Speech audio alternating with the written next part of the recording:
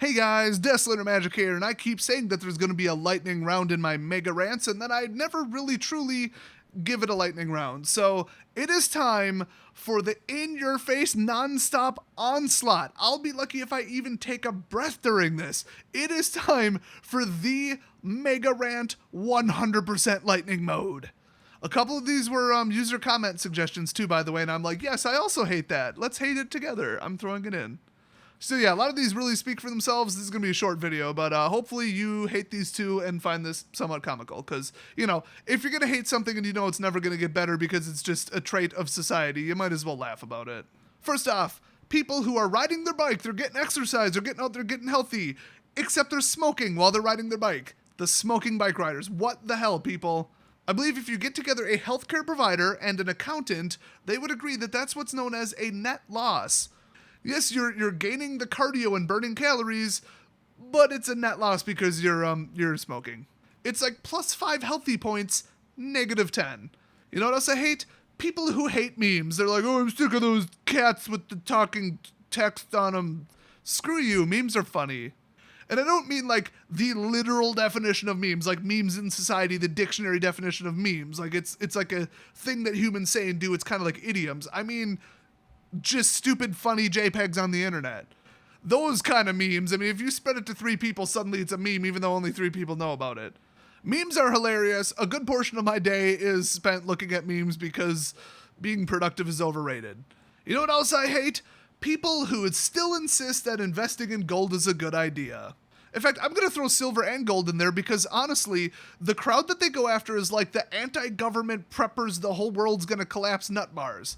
Now, I consider myself definitely a prepper. I got the whole dang bag. I got 10 times more food than a person ever needs, and I just cycle through it. It's all canned. You know, I'm good to go for months if anything goes down. Oh, and you may have caught that I own a couple guns. But then everybody's like, oh, the whole government's going to collapse currency. You need to buy silver and gold. What the hell are you going to do sitting out in the woods while the whole city burns with silver and gold? Look at it and be like, oh, that's pretty. You can't eat it. You can't do anything with it. And people always say, well, it's a luxury item and has no industrial value. Well, that's just utterly false. Gold is one of the best conductors that exists. Silver is pretty close behind. They use it in the manufacture of stuff you didn't even know about. I mean, even like platinum, that's in all kinds of stuff. I mean, I say titanium, everybody's like, yeah, that's in everything. But yeah, silver and gold, they do have industrial uses. They will continue to have trade value if there's some semblance of society. If there's what people call no rule of law or total collapse, gold and silver aren't going to do you a damn ounce of good, haha, pun intended because they're usually an ounce, unless you put them in a slingshot and shoot them at somebody. Which actually, they're not that bad at that, but they're kind of blunt and I don't know, you might as well just pick up a rock. Or, you know, own a gun. So yeah, the marketers are just taking advantage of stupid, crazy people who are like, yes, you agree with my political affiliation, or at least you're pretending to, in order to sell me something. That's not suspicious. I'm not going to think this through past what you're telling me. Don't buy gold or silver unless you specifically are planning on society not collapsing. And honestly, gold, you don't buy high. I mean, ask the housing market. Don't buy high, buy low, and gold is high right now. Silver's low right now, though. This one makes me wish we lived in North Korea and that the glorious leader hated this as much as I did, because then people would start getting executed for this. I'm, of course, talking about the intolerable crime of people using the word especially with an X. You know, kind of like especially, which is a word, but they say especially because they're idiots. And you know what? I'm going to throw espresso in there too. I want to get a job at Starbucks just so I can tell, we'll say 75% of the customers, because that's about what I've heard, that it's not espresso, it's espresso. The next time somebody says especially, I'm going to pick up a chair and throw it at them. You know what else I hate? Microwaves that make you hit a button before you start typing numbers. What the hell did they think I was going to do? Did they think I was going to install Windows Vista on the microwave? That's what I was going to do. I was going to program it in manually in binary. No, if I'm pressing the number 1, that means I probably want to cook something for like a minute 30. What the hell? On my current microwave, you have to hit time cook. If you walk up and press like 5, nothing will happen. They didn't even assign it a different task. It just does nothing. I mean, it doesn't have to be an AI smart predictive microwave that talks to me and takes voice commands to realize that if I walk up, put something in, close the door, and press the number 2, that I probably want to cook it for 2 something. Why the hell is cook even a button? I get making timer a button, and you know what? I don't think I've used any of the other buttons on my microwave in the entire history of the time I had it. So make timer a button because, okay, I'm just timing my laundry or timing me boiling eggs or whatever the hell. But maybe when I walk up and I hit, a number, start typing the damn number. I want to cook something. You know what else I hate? And remember, I worked at a hospital for about a year. Fat doctors. Stores like GNC actually get away with not hiring fat people because they think it's a contradiction. It doesn't make sense. If they work there and they get employee discounts on their products, which are primarily weight loss and dietary products, why would you hire a 400-pound person to do that? Because clearly it doesn't work. And I don't recall if they've been sued for that or not, but then you go to the doctor who should really know better, and they're fat as hell. That's the whole do as I say, not as I do, because I'm a lazy, disgusting slob. Now, I'll give them one tiny little out on this. Really expensive food is delicious. And not that weird, gross European imported garbage. I'm talking about, steaks and, ribs and all that crap I can't afford. I mean, they always say, oh, poor people are so fat because, all the cheapest stuff is unhealthy. Well, that's pretty much just like anything based on sugar. Anything highly processed, all that's all dirt cheap, and it usually contains just a bunch of empty calories and it's bad for you. But it's kind of true on the high side, too. I mean, meat takes money to raise, and meat is expensive. It's also not exactly healthy for you from most animals. So yeah, to eat beef and steaks and, this and that and this thing and that dish and, really expensive pasta and going out to eat constantly, that takes money. Doctors have money. Okay, I get it. Food is delicious. But still, you got 5 minutes between appointments, take your own blood pressure. Oh, look, you're dying. You're going to have a heart attack in any second. Maybe you should lose some damn weight. Doctor, it's your job. So Obamacare assigned me a random doctor I've never heard of. I guess the marketplace just did it for me. I sure as hell didn't pick. I think it's actually a female. I almost said him, so yeah, it would be her. If I walk into the doctor someday and she's fat, bye-bye, I'm walking out. Not because I don't trust them, just on principle. They need to lose some damn weight. They're the last person on planet Earth that should be fat. Speaking of fat people giving me diet advice. Yeah, it must be great advice. It's working great. I'm sure it's really easy to stick to, etc., etc., etc. About 20 years ago, it became okay to go up to somebody who's smoking and be like, oh, that's disgusting. Don't smoke near me. How dare you do that? Before that, nobody would ever say it. When is it going to become okay to walk up to a fat person and be like, really? You ordered dessert at McDonald's as well? In addition to your, the hell do they sell there? I was going to say a Whopper. I don't think that's it. Tells you how often I go to McDonald's. When was the last time I've been to McDonald's? When did the movie Super Size Me come out? When will it be okay in society to walk up to people and say, damn, put down the fork. How could you order that much food? You're already fat as hell. What the hell do you think you're doing? My brother worked at a fast food place for a couple years, and he actually said people drive through the drive-thru with such a big fat stomach that even in a minivan, their stomach would be inside around swallowing the steering wheel. It's a miracle they weren't honking the horn every time they breathed in. And he said, one day, I'm just going to tell these people, you know what, ma'am, I think you're fat enough. Keep driving.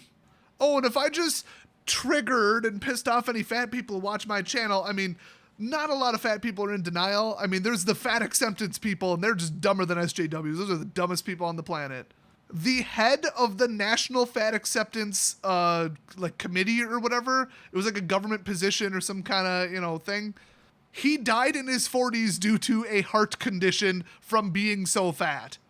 Well, I guess he's not in denial anymore. He's like, maybe I shouldn't have focused on fat acceptance. I should have focused on losing some damn weight and living in reality where being fat is not healthy and will kill you. So to all the triggered fat people watching this, there are people with degenerate diseases where they know they're going to die 40, 50 years early, like cystic fibrosis or something like that, or a muscular degenerative disease or something real severe like Parkinson's or something. I think you can die from that.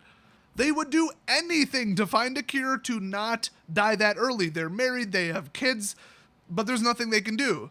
Oh, and then you walk past and, oh, look, all you got to do is jump on a treadmill and stop eating Twinkies. But no, you just choose not to. Yeah, people find that a little bit offensive. So, if you're butthurt over somebody making fun of you for being fat, too bad. Get over it. Instead of getting all mad, maybe you should instead lose some weight, because then they wouldn't say it. But you know what's even worse than those people? People who type www before a site in 2017. I can name 2 websites that are still misconfigured to the point where you have to specify that you want the www subdomain because mail dot whatever is what they use as the subdomain for the mail relay.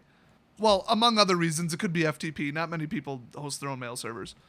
But yeah, other than that, you don't need the www for the other 99.99999% of sites.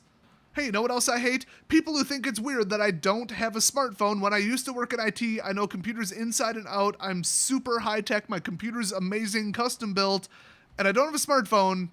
And they're like, oh my God, why? Okay, 1, I'm poor, and 2, I probably still wouldn't because I hate smartphones. They're fragile, they're overpriced, they're stupid, and I have a tablet.